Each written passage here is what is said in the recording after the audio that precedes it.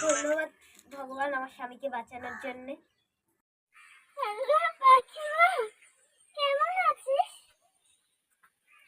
Hello মা, এখানে অনেক ভালো আছি, অনেক কিছু হয়ে গেছে, তোমাকে পরে বলবো। হ্যাঁ, আমি জানি যে তোর সাথে একটা বড় বিজনেসম্যানের বিয়ে হয়েছে।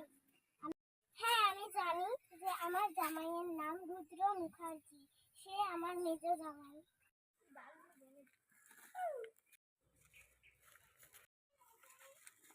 বৌদি, তুই এখানে কি করছিস? এটা তো আমার বাপের বাড়ি, এটা তো আমারও বাপের বাড়ি।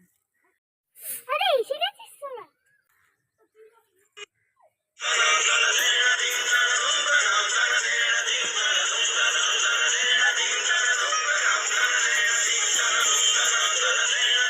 তুই এখানে কি করছিস? অসভ্য কুসন্তান!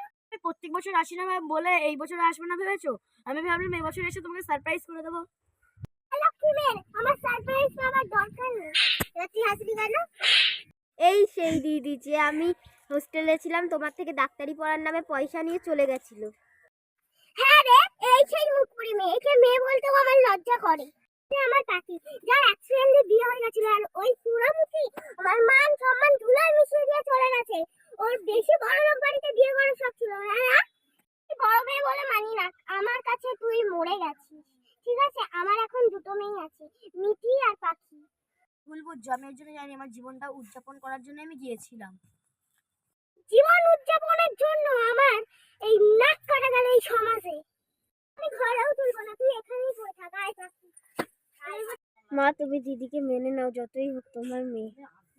শুধু তোর কথাই আমি মেনে নিচ্ছি।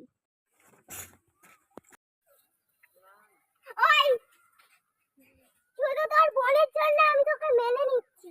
আয়। তুমি আমাকে আলাদা অপমান করেছো কেন? মুখার্জি বাড়ির জুতোও ঢোকে না, আমি তো দূরের ব্যাপার। কি দেখ, এই কারণে আমি ওকে ঢোকাচ্ছিলাম না, এই রেলার জন্য। এই একটা অসভ্য নোংরা ছেঁচড়া বাচ্চা। ওর বাবা চলে গেছে, তাহলে ওকে আমি যখন 10 লাখ টাকা লোকের বাড়ি কাজ করে করে দিলাম, ও কেন গিয়ে শহরে একজনকে বিয়ে করলো? দাও মা, আমি ডেকে আনছি ওকে। যা পারিস তাই কর, আমার আর কিচ্ছু বলার নেই। আমি মিঠিকে বারণ করে দেবো ওই কুসন্তানটার সাথে মিশতে।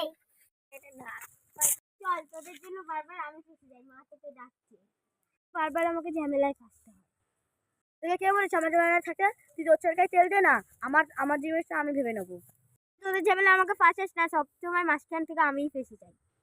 প্লিজ চ ঘরে, আমার মাথা ব্যথা করছে। আমার চাচ্ছি শুধু তোদের মান সম্মানটা বাঁচাতে।